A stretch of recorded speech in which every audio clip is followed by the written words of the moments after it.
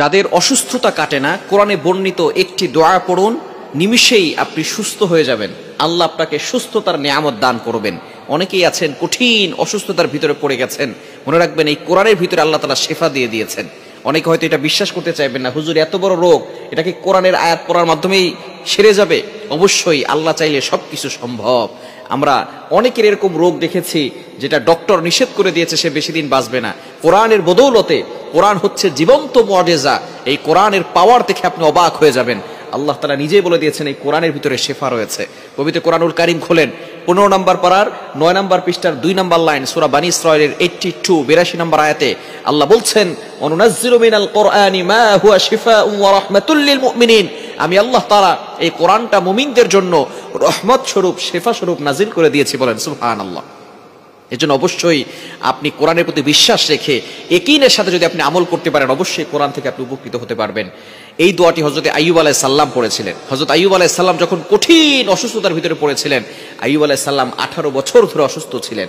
তিনি কখনো আল্লাহর প্রতি অভিযোগ করেন নাই।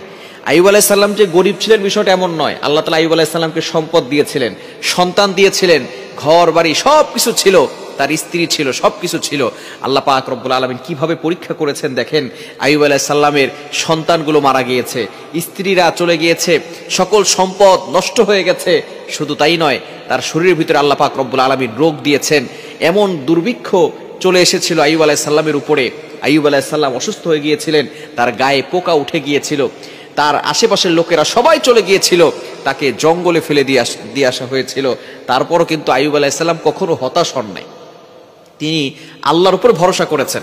তিনি বলেছেন যে আল্লাহ তাআলা এতদিন আমাকে নিয়ামত দিয়ে ভরপুর করে রেখেছেন, এখন কিছুদিন অসুস্থ হয়ে যাওয়ার পরে আমি আল্লাহর প্রতি বিশ্বাস হারিয়ে ফেলবো, আল্লাহর প্রতি আমি ভরসা উঠিয়ে ফেলবো, এটা কখনোই হতে পারে না।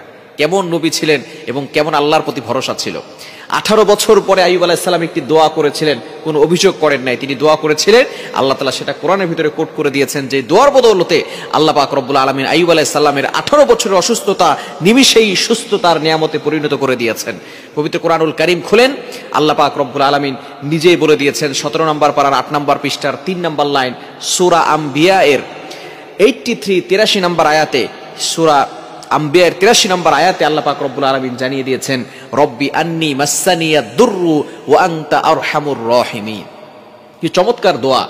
রব্বি আন্নী মাসসানিয়াদ দুররু ওয়া আনতা আরহামুর রাহিমিন। আল্লাহ, আমি তো অসুস্থতার ভিতরে পড়ে গেছি, কিন্তু আপনি তো রহমান, আপনি তো রহিম। কি দোয়া দেখেন, কি দোয়া করেছেন আইয়ুব আলাইহিস সালাম।